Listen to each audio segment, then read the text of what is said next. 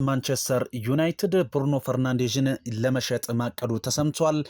ማንቸስተር ዩናይትድ ብሩኖ ፈርናንዴዝን ለመሸጥ ያቀደበት አሁን ላይ መረጃዎቹ በስፋት እየተነገሩ ነው የሚገኙት። ነገር ግን ይህ እቅድ በጥር የዝውውር መስኮት ሳይሆን በቀጣይ ጊዜያት እንደሆነም ነው አንዳንድ ለክለቡ ቅርብ የሆኑ መረጃዎች እየገለጹ የሚገኙት። ፖርቹጋላዊው የመሃል ሜዳ ተጫዋች በጥር 2020 ማንቸስተር ዩናይትድን መቀላቀሉ የማይዘነጋ ሲሆን ለቀይ ሰይጣናቱን በርካታ አገልግሎትን ሲሰጥም ቆይቷል። ብሩኖ ፈርናንዴዝ አሁን ላይ በተሰማው መረጃ መሰረት ተጫዋቹ በሳውዲ ክለቦች በጥብቅ እየተፈለገ ሲገኝ ዩናይትድም ከጥር ባሻገር ተጫዋቹን ለመሸጥ አሁን ላይ ማቀዱ ተነግሯል። እንደ ፉትቦል ኢንሳይደር ዘገባ ከሆነ የብሩኖ ፈርናንዴዝ የውል ማፍረሻ ላይ 52.5 ሚሊዮን ፓውንድ ተቀምጦበታል። ይህ ታዲያ የሚሆነው ከእንግሊዝ ፕሪሚየር ሊግ ላሉ ክለቦች ይህ የውል ማፍረሻ ሊነሳ እንደሚችልም የፉትቦል ኢንሳይደር መረጃ ያመላክታል። ማንቸስተር ዩናይትድ ይህንን ተጫዋች ግን በዚህኛው የጥር ዝውውር መስኮት ሳይሆን በቀጣይ ክረምት ካልሆነም ከዚያም በኋላ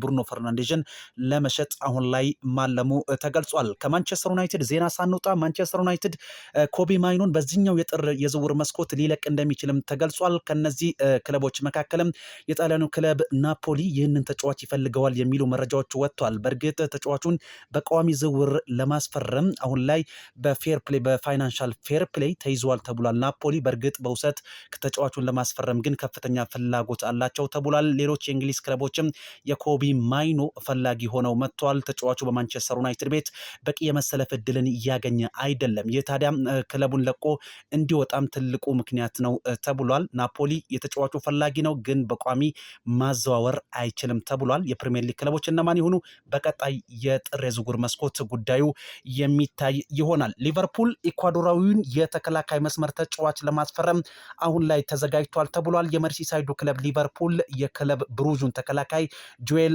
ኦርዶኔዝን ለማስፈረም እቅድ መያዛቸው ተሰምቷል። በአጠቃላይ 43 ሚሊዮን ፓውንድ ወጪ ለማድረግም ተዘጋጅቷል ተብሏል። ቀዮቹ የመጀመሪያ ክፍያ 35 ሚሊዮን ፓውንድ ለመክፈል ያለሙ ሲሆን 8 ሚሊዮኑን ደግሞ በአድኦንስ መልኩ ለመስጠት አቅዷል።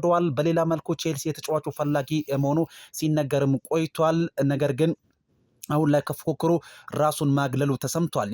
የመሃል ተከላካይ እየፈለጉ የሚገኙት ሊቨርፑሎች በዚህኛው የጦር የዝውውር መስኮት የማስፈረም ግዴታ ውስጥ ሊገቡ እንደሚችልም ይጠበቃል። መረጃው የሚረር ስፖርት ነው። ማይክል አርቴታ ከበርንማውዝ ጨዋታ አስቀድሞ በዛሬው ዕለት ጋዜጣዊ መግለጫ ሰጥቷል። ታዲያ እሳቸው እንደተናገሩት ከሆነ አሁን ላይ የፕሪሚየር ሊጉ መሪ በመሆናችን በጣም ደስተኞች ነን የሚል አስተያየታቸውን ሰጥቷል። ከዚህም ባለፈ ሁልጊዜ የተሻለ ነገር መስራት አለብን፣ ከዛም ባለፈ የሚገባን ነገር ለማድረግ በቀጣይ ጨዋታዎች ማሰብ አለብን ብለዋል። ገና ውድድሩ እስከ መጨረሻ ላይ መጠበቅ አለብን። አሁን ያለነው ጥር ወር ላይ ነው። ከፊታችን ገና የ5 ወራት ስራ ይጠብቀናል።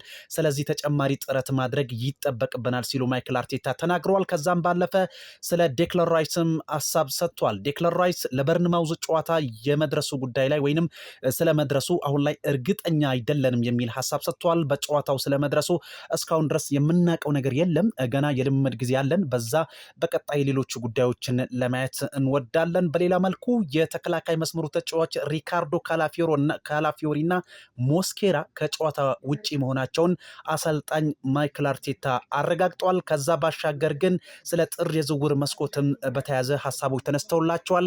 ለእያንዳንዱ አማራጭ ክፍት ነን፣ ነገር ግን በግልጽ ለማየት እንደሚቻለው በአጭር የመካከል እንዲሁም ደግሞ የረዥም ጊዜ መፍትሄ ማግኘት ከቻለን ሁልጊዜ የተሻለውን ነገር ለማድረግ ምክንያት እንወስዳለን። ግን አሁን ላይ እንደነዚህ አይነት ነገሮችን ማቀድ መረጋጋትን ይፈጥራል የሚል ሀሳብን ሰጥቷል። በአዳዲስ ተጫዋቾች ሂደትን እንዲሁም መጀመርም የለብንም ብዬ አስባለሁ። ነገር ግን ምን እንደሚሆን በቀጣይ ሳምንታት መጠበቅ አለብን። እኛም ደግሞ ትክክለኛውን ውሳኔ ለማስተላለፍ እንሞክራለን ሲሉ አሰልጣኝ ማይክል አርቴታ ከበርንማውዝ ጨዋታ አስቀድመው በሰጡት ጋዜጣዊ መግለጫ ላይ እነዚህን ሀሳቦች ሰጥተዋል። ሌላኛው መረጃችን የሚሆነው ዌስትሃም ዩናይትድ ራሂም ስተርሊንግን ለማስፈረም አሁን ላይ ፍላጎት አቅርቧል ተብሏል። ይህ ታዲያ ዝውውር የሚሆነው በቋሚ ዝውውር ሳይሆን በውሰት ከቼልሲ ለማስፈረም ፍላጎት እንዳላቸው አሳይቷል ተብሏል። እስከ 2027 በቼልሲ ቤት ኮንትራት ያለው ራሂም ስተርሊንግ አሁን ላይ ክለቡን የመልቀቅ ፍላጎት አለው ተብሏል። ዌስትሃም ዩናይትድ ይህንን ተጫዋች በውሰት ለማስፈረም ለቼልሲ ጥያቄ ቢያቀርብም ተጫዋቹ ግን በውሰት ሳይሆን በቋሚ ዝውውር ቼልሲን መልቀቅ እንደሚፈልግ